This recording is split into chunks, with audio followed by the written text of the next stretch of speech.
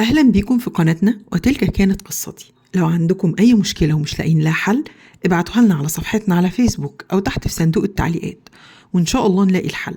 وما تنسوش تعملوا لايك وسبسكرايب علشان قناتنا تكبر بيكم. ومعانا مشكلتنا النهاردة. لو سمحتي بدون ذكر اسمي، أنا عندي مشكلة كبيرة وعاوز أخد رأيك فيها. أنا متجوزة من 14 سنة في بيت عيلة، كنت لسه في تانية جامعة وكنت سقطت سنتين، كان عمري وقتها 21 سنة. اتجوزت جواز صالونات، كنت رافضة الجواز علشان أشوف مستقبلي واشتغل وانجح. كملت دراستي بس للأسف بالذل من أهل جوزي لأنه كان رافض أصلا يدفع لي مصاريف الجامعة. كنت بخدم حماتي واروح الجامعة ومعايا طفل، وكنت كمان بذاكر. كان تعب جامد عليا جدا وجهد، بس الحمد لله ربنا وفقني ونجحت، مع العلم ان جوزي مؤهله متوسط بس وظيفته كانت كويسة، علشان كده أهلي قبلوا بيه. وأنا مع الوقت حبيته وجبت منه 3 أطفال، ولد وبنتين. بس كل مدى بحس إن ماليش قيمة. دايما يقولي هتشتغلي إيه؟ كان نفسي جدا أشتغل وأنجح، وكان رافض. وجات لي أكتر من فرصة شغل كويسة، بس للأسف هو دايما كان بيقعد يقولي لأ، وولادك أولى بيكي والبيت أولى بيكي. نسيت أحكيلك، أيام الجامعة أنا كنت باخد منه فلوس بسيطة جدا، ورغم ان انا كنت متعودة ايامها ان لبسي كان يبقى كويس، بس للأسف هو عمره في حياته ما خلاني حتى أرجع للمستوى ده. وبقى يتحجج دايما أصل مش معايا فلوس، وحتى الموبايل كان بيشحنهولي بالعافية. بالنسبة بقى لأهله ربنا يعلم أنا كنت بعاملهم إزاي، بعاملهم بما يرضي الله، بس للأسف ما بيفتكرليش أي حاجة. دايما في مشاكل بيني وبين جوزي، وحتى لو هو اللي غلطان عمرهم دايما يجوا عليا. نسيت أقولك إن ليه 2 إخوات بنات و3 صبيان، ومعايا في بيت العيلة كلهم. أخته الله يهديها دايما بيسمع عليها، كل حاجة ينفذ كلامها. كل مشكلة بيني وبينها تقعد تقوله دي هتسمك، اوعى تاكل من أكلها وتخوفه، ودايما بتخليه يشيل فلوسه مني ويخبيها. لقيت مفيش قدامي حل غير اني احاول اشتغل عشان اقدر اصرف على نفسي، من كتر ما هو ما عادش بيصرف عليا اصلا. فكرت اشتغل في ايه لحد ما لقيت شغل في مدرسة خاصة، اشتغلت 4 سنين واديت كمان دروس، والامور الحمد لله كانت مشيت معايا. زلني وكان قاعد يقعد لي ده انا لا ممكن اقعدك من الشغل.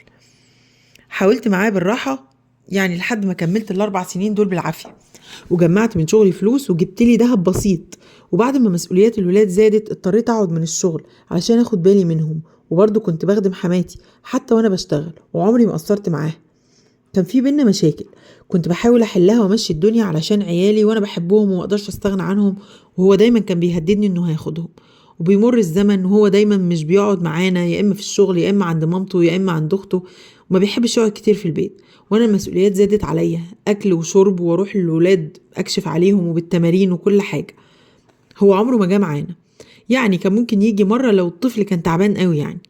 وبعد شويه حسيت انه متغير كمان معايا. عرفت انه بيكلم واحده على الموبايل بقاله سنه. اتخانقت معاه، كان دايما بيسكتني ويقول لي معلش نزوه يعني، ويرجع يكلمها. اخر ما تعبت اكتشفت انه بيكلمها بقاله 3 مرات تانيين، وبيقولي ده شغل. كلمته بالراحه، اخر مره قلت لبابا، بس للاسف بابا ما حلش اي حاجه، وكل اللي عمله انه غير الباسورد. ودايما بيجي عليا علشان اهله جامد، لدرجه ان اخوه شتمني بسبب الولاد، وللاسف سكت. حتى كان في الشغل وقلت له حصل كذا كذا، قال لي خلاص ابويا هيبقى يحل المشكله دي. بعد فتره حصلت مشكله بين ابني وابن اخوه وشتموا ابني، ودايما بيجوا عليا انا وعيالي، وكنت بسكت واكتم في نفسي لان سلفتي بنت عمهم وكانت كمان بتشتمهم. وانا بصراحه كنت بستغرب. بالنسبه بقى لمرتبه معرفش عنه حاجه، بيقول لي مالكيش دعوه، مش بتاكلي خلاص. حاسه بقله قيمه. جيت في اخر خناقه بينا كان عاوز ياخد ذهبي اللي شغاله بيه، قلب ابني عليا وبقى ما بيسمعش كلامي، ومش عارفه اسيطر على الولد. جيت بعد 14 سنه مسؤوليه لقيت صحتي انتهت، مش قادره اخدم حماتي. جالي انزلاق في ظهري، شتمني وقال لي غوري في 60 داهيه مادام مش هتخدم امي. انا للاسف تعبت، والولاد كمان محتاجين خدمه، ودي مش اول مره. وامي تقول لي معلش يا بنتي اخدميهم ومشي نفسك عشان بيتك، بس حاسه اني خلاص ما عادش في اي فايده، حتى ما فيش شكرا. تعبت من كميه الشتيمه والاهانه، واخيرا طلبت الطلاق واخدت قرار لا رجعه فيه. بس للاسف صعبان عليا الولاد. هو قال لي ده هي تاخدك ومش هتاخدي حاجتك، وكمان عاوز دهبي وفلوسي وشقايه، وانا نفسيتي تحت الصفر. انا عاوزه اموت نفسي، عماله اعيط. وعرفت اهلي كل اللي حصل، وقالوا لي اللي عاوزاه براحتك.